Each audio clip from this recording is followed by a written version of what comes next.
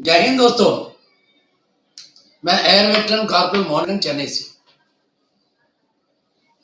दोस्तों, आप सबको मालूम है अभी हमारे ओआरओपी का जो कोर्ट केस जो है 2 दिन से हियरिंग चल रहा है। हम इसके बारे में बात नहीं करेंगे क्योंकि इसके बारे में आप लोगों ने बहुत सारे चैनल्स में देखा होगा। सब अपनी अपनी मर्जी की बात बता रहे हैं, लेकिन एक सच्चाई यह है, अभी पहला ओआरओपी में हमारे साथ धोखा हुआ, ये सबको मालूम है। मैं ये आपको बताना चाहता हूं दोबारा यही होगा, क्योंकि जिस तरह ये कोर्ट में केस चल रहा है, जो इन लोगों का जो आर्ग्यूमेंट्स है, इसमें मेरे को ये नहीं लग रहा कि हमारे फेवर में यानी कि जेसीओ जवान के जो है पक्ष में कुछ आएगा। अगर कुछ मिलेगा तो भी हवलदार तक कुछ मिलेगा और हवलदार के ऊपर कुछ भी नहीं मिलेगा। मैं आपको आज इसी के बारे में बताना चाहता हूं कि बात क्या है। आप सबको मालूम है कि ओआरओपी 2014 से लेके जो अरियर दिया था, उस टाइम जो टेबल निकला था सर्कुलर नंबर 555, उस सर्कुलर की हिसाब से जो है सबका पेंशन बढ़ा है, लेकिन उसमें बहुत सारे अनामलीज थे। उस अनामलीज के बारे में ये सुप्रीम कोर्ट केस में वो नहीं है। अनामलीज के बारे में सुप्रीम कोर्ट में इसलिए नहीं है क्योंकि ऑफसेस का कोई अनामली नहीं है। ये केस है हर साल रिवीजन का। अब हर साल रिवीजन में किसको फायदा मिलेगा? जवानों के लिए कुछ नहीं है। हर साल रिवीजन में जवानों को कुछ नहीं मिलता, 5 साल रिवीजन में भी कुछ नहीं मिलेगा। अब आप लोगों को मालूम होगा कि कल जो हमारे जो चीफ जस्टिस ने एक सवाल पूछा है एसीपी एमएससीपी के बारे में। अब एसीपी एमएससीपी की जब बात आ जाती है तो पता नहीं ये मतलब आगे देखना पड़ेगा कि क्या कैसे आगे चल रहा केस। लेकिन मैं बात ये ओआरओपी 1 ओआरओपी 2 इसलिए बता रहा हूं, हमारे बहुत सारे जो मित्र हैं 2014 के बाद वाले हैं और 2016 के बाद वाले, मैं इन लोगों की बात बता रहा हूं। अभी 2014 जुलाई से लेके 2015 दिसंबर तक जो आउट हुए हैं उनका 2.57 मल्टीप्लिकेशन फैक्टर के हिसाब से 7th पे कमीशन फिक्स किया था। तो इसके वजह से हुआ क्या, इन लोगों को 7th पे कमीशन में जो बाद वाले का जो फायदा मिला हवलदार तक, वो इनको नहीं मिला, और जो ओआरओपी का जो हवलदार को जो फायदा मिला वो भी इनको नहीं मिला। अब वो हवलदार तक मिल सकता है, लेकिन जेसीओ का क्या है? बहुत सारे हमारे जेसीओ ये सोचते हैं ये ओआरओपी 2 में हमारा सही हो जाएगा। भाई साहब, थोड़ा बहुत लॉजिक यूज करो, थोड़ा बहुत दिमाग यूज करो। आप जो भी 2016 के बाद रिटायर हो रहा है वो लास्ट पे ड्रान में 50% लेके आ रहा है। वो पेंशन रेगुलेशन एक्ट के हिसाब से लास्ट पे ड्रान का 50% है पेंशन। अब जब आप 50% लेके आ रहे हो बाहर, तो आपका पेंशन कैसे बढ़ेगा? ओआरओपी रिवीजन आपको मिलेगा ही नहीं। लेकिन इसके बारे में एक शब्द भी कोई नहीं बोलता। जैसे हम लोग जो मतलब पुराने पेंशनर है, इतने साल से हम संघर्ष कर रहे थे, अभी आपको करना पड़ेगा 20 साल के बाद। अंग्रेजी में कहते हैं ना, prevention is better than cure. अभी से सोचो, अभी से आगे आ जाओ। जब तक आगे नहीं आओगे, जब तक आवाज नहीं उठाओगे, आपको कुछ नहीं मिलेगा। ये मत सोचो कि उसको मिलेगा तो मुझे मिलेगा। आप कौन से कोर्ट में जाओगे, कितने पैसे हैं आपके पास, आपका ताकत क्या है, ये आपको सोचना चाहिए ना। ओआरओपी आएगा भाई साहब, आप लोग नहीं मानोगे, ये 3-4 दिन से है ना, डेली कम से कम 70-80 फोन आ रहा है। सर ये क्या आएगा, ये क्या मिलेगा, वो क्या मिलेगा। अरे मिलना कुछ नहीं, मैं बता रहा हूं। नहीं सर, उसने एक सिविलियन है, वो कहता कि इसके हिसाब से इतना मिलेगा, इसके हिसाब से इतना मिलेगा। अरे वो सिविलियन बात करता तो उससे बात करो, मेरे को क्यों फोन करते हो। जब मैं कहता हूं नहीं मिल रहा तो नहीं मिल रहा। नहीं सर, अभी मिनिस्टर ऑफ स्टेट जो राज्य रक्षा मंत्री है, उन्होंने बोला कि हम ये ओआरओपी 2 में काम कर रहे हैं। सफेद झूठ। क्योंकि हमने जब आरटी डाला था, इन लोगों ने साफ बोल दिया कि हम कोई काम नहीं कर रहे हैं। लेकिन अभी इलेक्शन की वजह से सब झूठ बक रहे हैं, और उस झूठ को ये सिविलियन यूट्यूबर ने पकड़ लिया। कहता कि आप लोगों का काम हो रहा है ओआरओपी 2 में, अब ये मिलेगा वो मिलेगा। और एक और झूठ,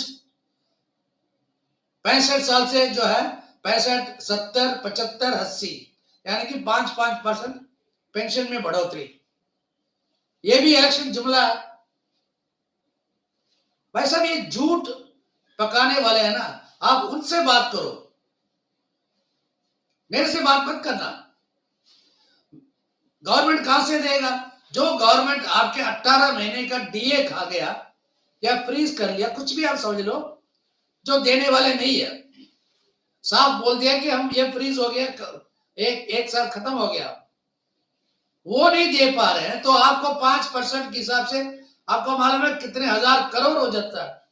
ये सिर्फ डिफेंस का थोड़ी है, पूरे डिफेंस और सिविल मिला के तकरीबन 40-45 लाख पेंशनर है, और उसमें जो है 30 लाख पेंशनर ऐसे हैं जो 65 से ऊपर। सोचना चाहिए ना, ये नहीं सोचते हैं।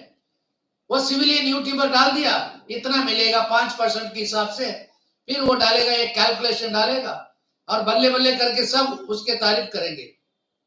सवाल करो जवान भाइयों, जब तक सवाल नहीं करोगे तब तक आपको जवाब नहीं मिलेगा।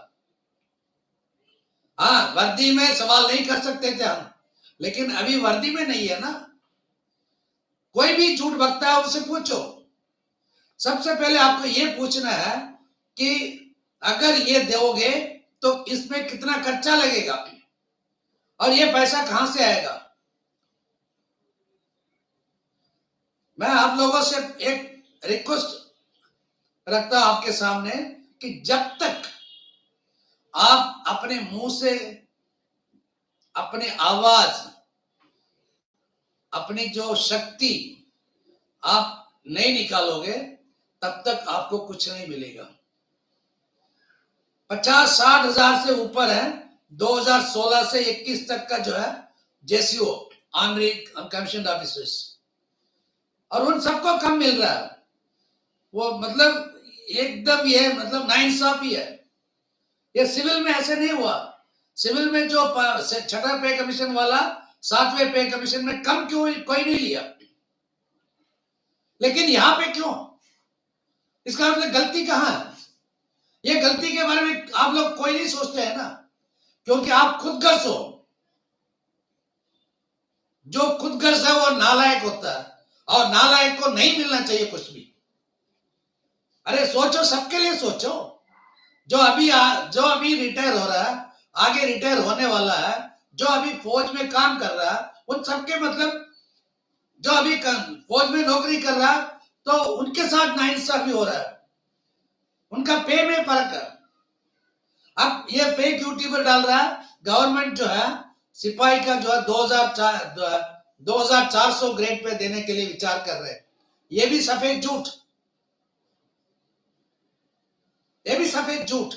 जब तक हमारे जो है अलग डिफेंस के लिए अलग पे कमीशन होना चाहिए, और उसके बाद ही ये कुछ भी कर सकते हैं।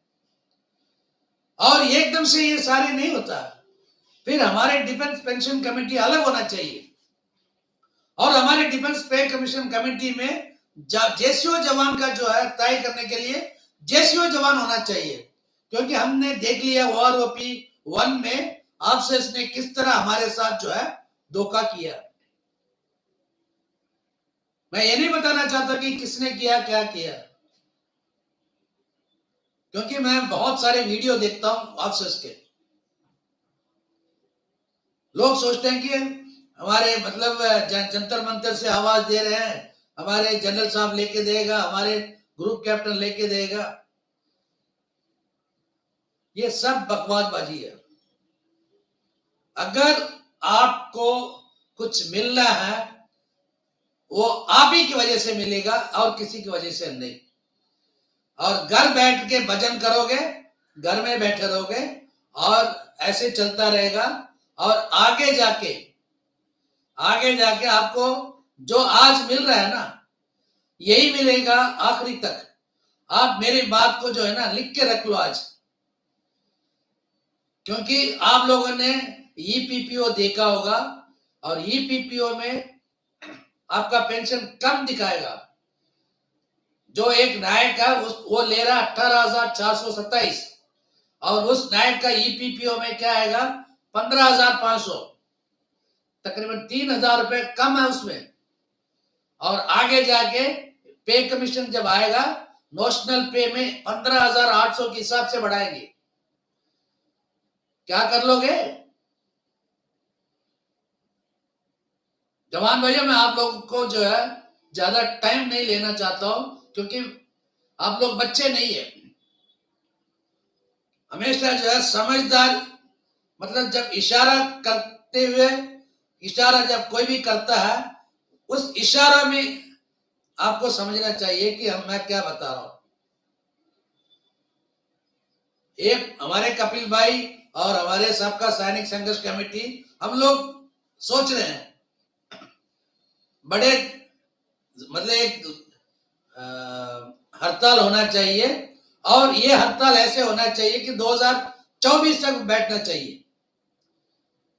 क्योंकि जब तक हम अपनी आवाज बुलंद नहीं करेंगे तब तक हमें मिलेगा कुछ नहीं। अप्रैल मई के बाद अगर हम प्रोग्राम अगर हम करते हैं उस टाइम देखो सब जैसे है ना, ये चूहा बिल के अंदर घुस जाता है ना, वैसे सब घुस जाएंगे। सब अभी बोलेंगे सर हम आपके साथ है, हम आपके साथ है, लेकिन वक्त आने पे सब भाग जाते हैं। यही कमजोरी है आपकी। मैं अभी ये वीडियो खत्म करने से पहले आपको एक ही बात बताता हूं, 2016 के बाद जो भी रिटायर हुआ जेसीओ ऑनरी कमीशन ऑफिसर्स, आप सबको जो है इस 2016 के बाद जो भी कम हुआ आपका पे पेंशन, इसके लिए आपको लड़ना पड़ेगा। और आपको जो है अगर हम हड़ताल में बैठते हैं तो आपको डेली आना पड़ेगा हड़ताल में, भूख हड़ताल होगा वो। और जो सर्विंग में है उनके पेरेंट्स को, उनकी भाई बहन को इस हड़ताल में शामिल होना पड़ेगा आपके बच्चों की भविष्य के लिए। और जो ऑनरी नायब सूबेदार, वो आप लोगों का अपने हक के लिए आगे आना पड़ेगा। ऑनरी नायक, ऑनरी हवलदार, आप सबको है ना आगे आना पड़ेगा।